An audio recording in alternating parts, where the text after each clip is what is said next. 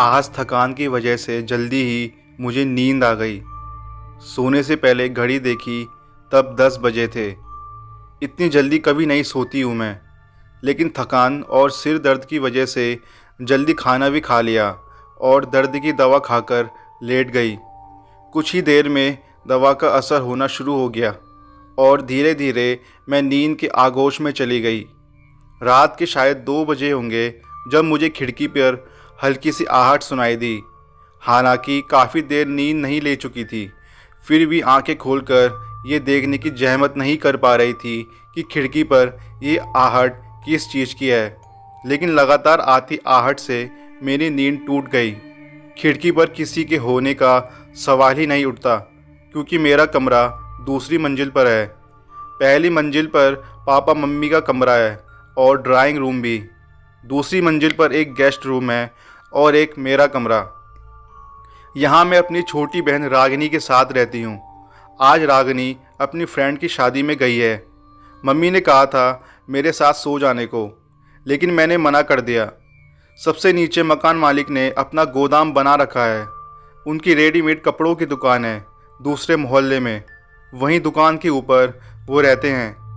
हमारे यहाँ किराए पर आने से पहले वे यहीं इसी मकान में रहते थे, लेकिन पिछले साल उनकी माँ की मृत्यु होने के बाद उन्होंने दूसरे मोहल्ले में घर और दुकान ले लिया। जहाँ इस वक्त हम लोग रह रहे हैं, वहाँ नीचे अपना गोदाम इसलिए बना लिया ताकि यहाँ उनका आना जाना लगा रहे, जिससे किराएदार उनका घर ना हड़प लें। तभी मुझे ऐसा लगा खिड़की पर कुछ सरसराहट सी हुई है, जैसे कोई अभी अभी खिड़की के पास से गुजरा हो। लेकिन यह कैसे हो सकता है? हमारा कमरा दूसरी मंजिल पर है और खिड़की से नीचे सड़क है। ना कोई बालकनी है और न ही ऐसा कुछ है जिस पर चढ़कर खिड़की तक पहुंचा जा सके। मुझे इंसानों से ज़्यादा किसी और से डर नहीं लगता है, भूत प्रेत से भी नहीं। मैं धीरे से उठी और खिड़की का पर्दा हटा दिया। तभी मुझे ऐसा लगा जैसे खिड़की के पीछे से एक साया हटा है, लेकिन इतनी ऊपर कोई कैसे हो सकता है? मैंने खिड़की खोली, लेकिन वहाँ कोई नहीं था। होता भी कैसे? इतनी ऊपर सड़क से कोई कैसे आ सकता है? मैंने सिर को हल्का सा झटका दिया और खिड़की बंद करके बिस्तर पर आ गई। मैं सोने की कोशिश कर रही थी, लेकिन अब इतनी जल्दी नींद आने वाली नहीं थी। जो कुछ अभी देखा और सुना था वो शायद मेरा सपना था, लेकिन मैंने तो खिड़की पर साया देखा था। वो तो जागने के बाद ही देखा है, फिर वो सपना कैसे हो सकता है? शायद मेरे अवचेतन मन के कुछ विचार होंगे। डरावनी कहानियाँ पढ़ने का शौक़ है तो शायद वही कुछ दिमाग में रह गया होगा। ये सोचकर मैंने आंख बंद करके एक गहरी सांस ली और खिड़की बंद करके बिस्तर पर आ गई। मैं सोने की कोशिश कर रही थी, लेकिन अब इतनी जल्दी नींद आने वाली नहीं थी। रह रह कर खिड़की पर किसी साए के होने का एहसास हो रहा था। तभी दरवाजे पर हल्की सी दस्तक हुई, साथ ही चूड़ी खनकने की आवाज़ भी आई। मैं चौंक गई। सच कहूँ तो अब मुझे डर लग रहा था। इतनी रात को पहले तो खिड़की पर साया दिखा और अब दरवाजे पर होती दस्तक। मेरा गला सूखने लगा। दरवाजे पर दस्तक लगातार होते जा रही थी। बीच बीच में चूड़ियों की खनकने की आवाज़ भी सुनाई दे रही थी। ऐसा लग रहा था जैसे कोई औरत दरवाजे पर दस्तक दे रही है। मेरी हिम्मत नहीं हो रही थी कि मैं दरवाज़ा खोलूं। दरवाज़ा खोलना तो दूर, वहाँ कौन है ये पूछने की हिम्मत भी नहीं हो रही थी मेरी। तभी दरवाजे पर मम्मी की आवाज़ सुनाई दी। मम्मी दबी दबी आवाज़ में कह रही थी, निमी बेटा दरवाज़ा खोल। मम्मी इतने धीरे दबी दबी आवाज़ में क्यों बोल रही हैं? और फिर इतनी रात में वे यहाँ क्यों आई हैं? इस वक्त क्या काम हो सकता है उनको? मैं ये सोच ही रही थी कि तभी मम्मी की आवाज़ फिर आई, अरे बेटा क्या सोच रही हो, दरवाज़ा खोलो जल्दी। इस बार भी मम्मी की आवाज़ दबी दबी सी थी, लेकिन इस बार मुझे पूरा यकीन हो गया कि ये मम्मी ही हैं। मैंने भाग कर दरवाज़ा खोल दिया। सामने मम्मी ही थी। मम्मी कुछ नहीं बोली, बस अंदर आकर बिस्तर पर लेट गई और सिर से चादर ओढ़ ली। मैं कुछ समझ नहीं पा रही थी। अनेक सवाल मेरे मस्तिष्क में घूम रहे थे। मम्मी अचानक क्यों दरवाज़ा खुलवा कर यहाँ आई और फिर यहाँ आकर सो गई? वे तो नीचे पापा के साथ कमरे में थी। कहीं वे नींद में तो नहीं चलकर आई? लेकिन अगर नींद में चली होती तो दरवाजे पर आकर मुझे आवाज़ कैसे देती? मेरा सर घूमने लगा। मैंने पानी पीने के लिए गिलास उठाया, लेकिन वो खाली था। जबकि मुझे अच्छे से याद है, रात को लेटने से पहले मैंने पानी का गिलास अपने पलंग के बगल वाली मेज़ पर रखा था। मैं रोज़ बगल की मेज़ पर पानी रख सोती हूँ। हाँ, वो बात अलग है कि कभी रात को उठती नहीं हूँ पानी पीने को। आज भी पानी वहीं रखा था। फिर पानी कहाँ गया?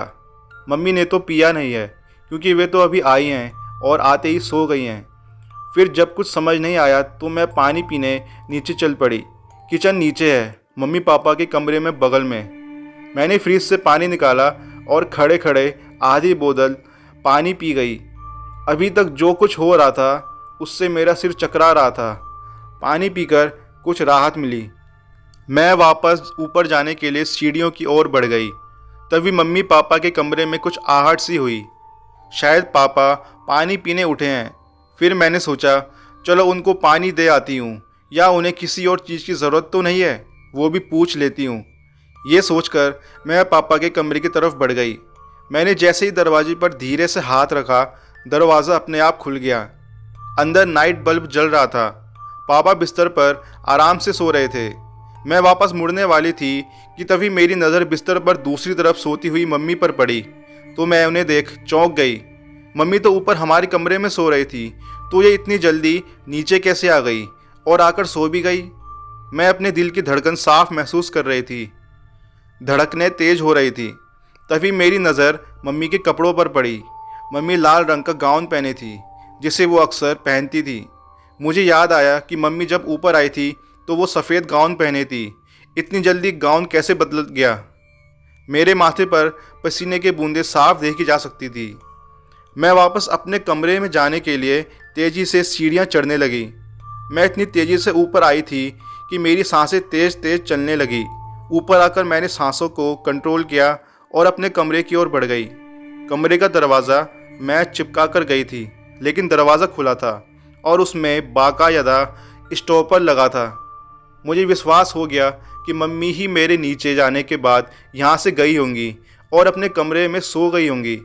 अब मुझे कुछ इत्मीनान सा हुआ।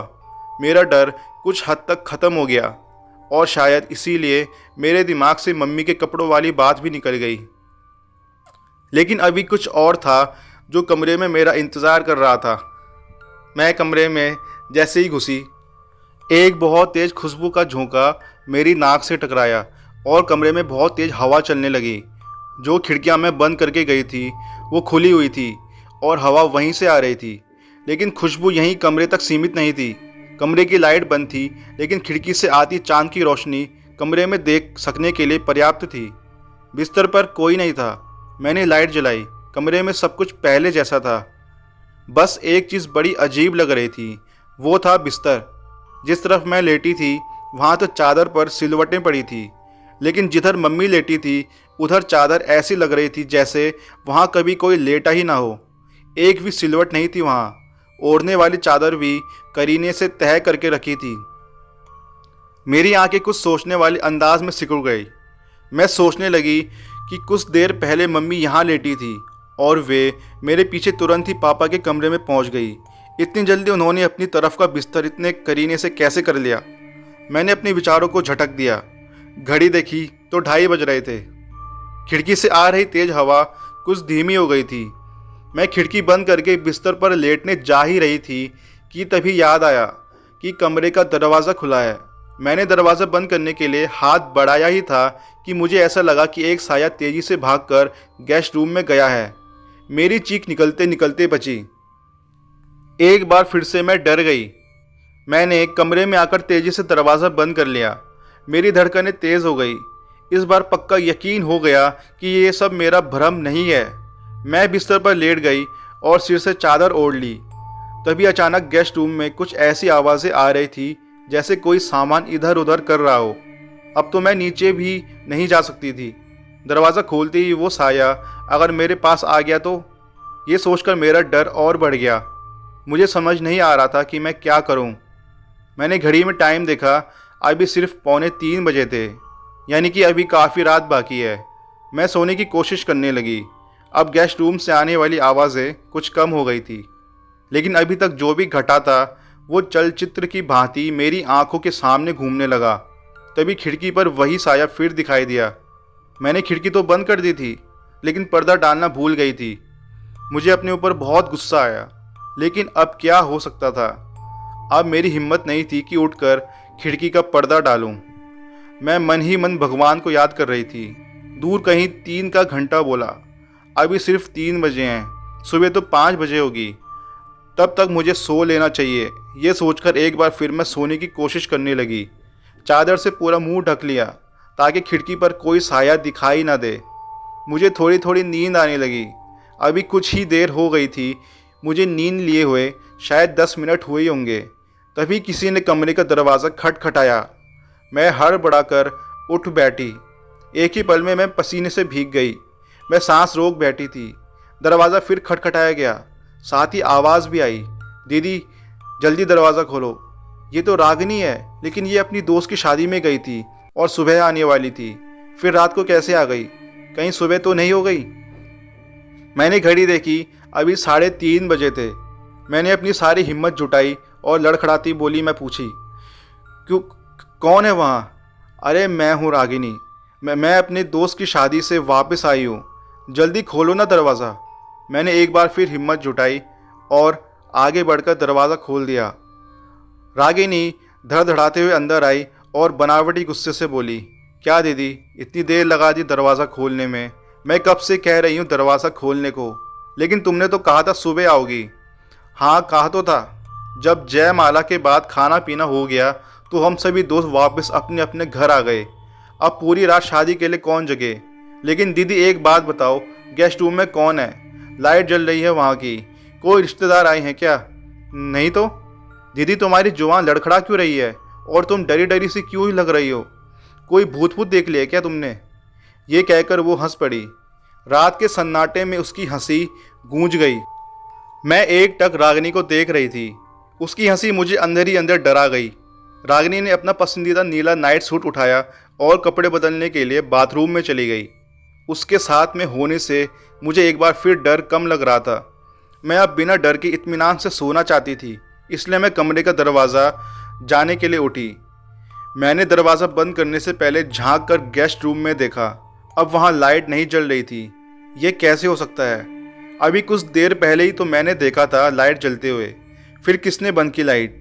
रागिनी तो अभी भी बाथरूम में है। कमरे में आने के बाद वो बाहर गई हो या नहीं?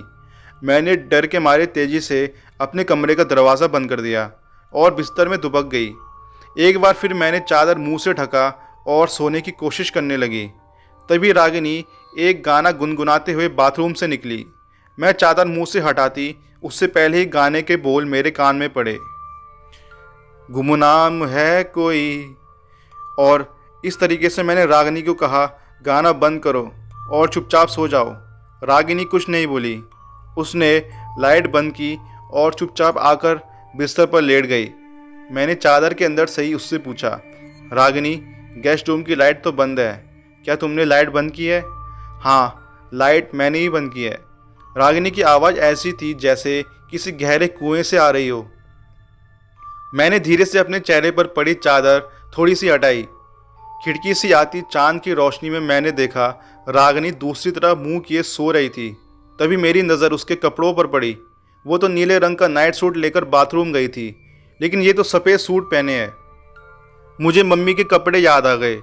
जब वो यहाँ लेटी थी तब उनका गाउन भी तो सफ़ेद रंग का था, जबकि नीचे अपने कमरे में वो लाल गाउन पहने सो रही थी। वो सब सोचकर एक पल को मैं डर गई। मैंने रागिनी का कंधा पकड़कर उसकी तरफ घुमाया। मुझे वो बर्फ़ की तरह ठंडी लगी। मेरी नज़र जैसे ही उसके चेहरे पर पड़ी, मेरी चीख निकल गई। उसकी आंखें एकदम लाल रंग की थी, जो अंधेरे में भी चमक रही थी। होंठ भी सुर्ख लाल लग रहे थे। वो मुझे देखकर मुस्कुरा रही थी। मैंने बहुत तेज़ी से आंख बंद कर रखी थी। अचानक किसी के सीधे चढ़ने की आवाज़ आई। मैं और भी डर गई। मेरा पूरा शरीर पसीने से नहा गया। तभी पापा ने दरवाज़ा खटखटाया। वे मुझे आवाज़ दे रहे थे, लेकिन मैं अपनी जगह जड़ हो गई। रागिनी अभी भी मुस्कुरा रही थी। उसकी लाल लाल आंखें अब सफ़ेद सी हो गई थी। पापा अब ज़ोर ज़ोर से दरवाज़ा खटखटा रहे थे और मुझे आवाज़ दे रहे थे, निम्मी बेटा दरवाज़ा खोलो। अभी तुम चीखी क्यों थी? सब ठीक तो है ना? मैं अभी भी डर से कांप रही थी। मैं विश्वास नहीं कर पा रही थी कि ये पापा ही हैं या कोई और। पापा ने दोबारा आवाज़ दी, इस बार मैंने विश्वास कर लिया कि ये पापा ही हैं। मैंने तेज़ी से बढ़कर दरवाज़ा खोल दिया। अभी पूरा दरवाज़ा खुल भी नहीं पाया था कि तभी अचानक रागिनी उठी और खिड़की की तरफ बढ़ गई।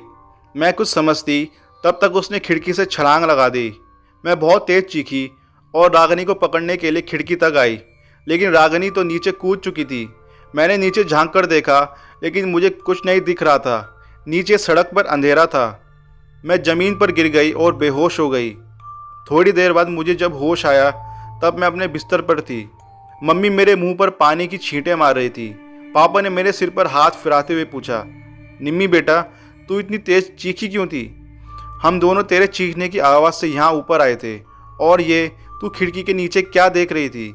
ऐसा क्या देखा तूने जो गिरकर बेहोश हो गई? पापा, वो रागिनी खिड़की से कूद गई। बेटा, तू ये क्या कह रही है? रागिनी खिड़की से कूद गई? वो तो अपनी दोस्त की शादी में गई है, सुबह तक वापस आएगी, पापा ने घबराते हुए कहा। पापा, निम्मी रात को ही वापस आ गई थी। वह यहाँ बिस्तर पर लेटी थी। फिर पता नहीं क्या हुआ, जैसे ही पापा आप लोग आए वो खिड़की से कूद गई। ये कहकर मैं मम्मी से लिपट कर रोने लगी। मम्मी मुझे समझाते हुए बोली, बेटा चुप हो जाओ, तुमने ज़रूर कोई डरावना सपना देखा होगा। नहीं मम्मी, मैंने कोई सपना नहीं देखा।